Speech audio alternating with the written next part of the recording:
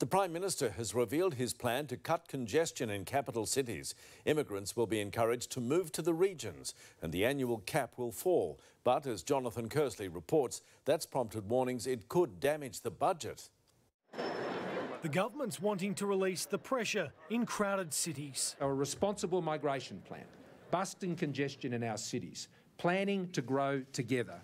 A population policy with $75 billion to be spent on infrastructure and a lower cap on immigration, cutting the annual intake from 190,000 to 160,000, a similar number to last financial year. This plan is about protecting the quality of life. Wow, this government's announced a cut of 1%.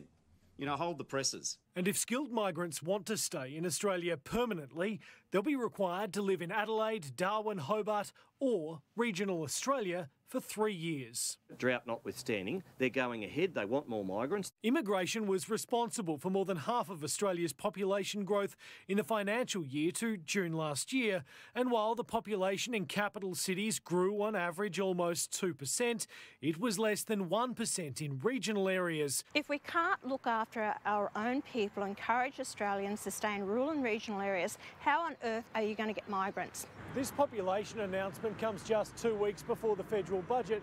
Already, business is warning the policy could hit the bottom line. And we're worried at the negative impact that a cut in the migration intake represents. We can actually move to this level without impacting on the budget. Jonathan Kersley, 9 News.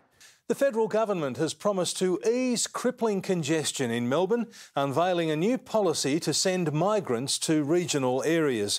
Restrictions will be placed on the number of settlements in major capital cities and migrants offered incentives to go bush. Setting Australia's migration policy based on this. And there's some roads, such as the Monash in Melbourne, which are almost a car park every single morning.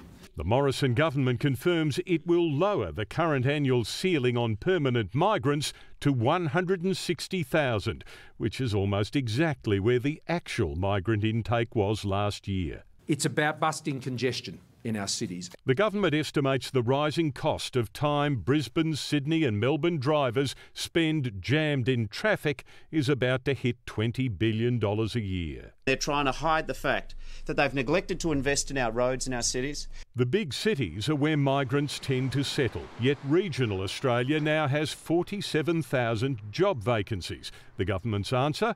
It will direct 23,000 migrants a year to live for at least 3 years in smaller cities or the regions. If people don't comply, they won't get permanent residency. They want us people to go to the regions? Tick, that's fine.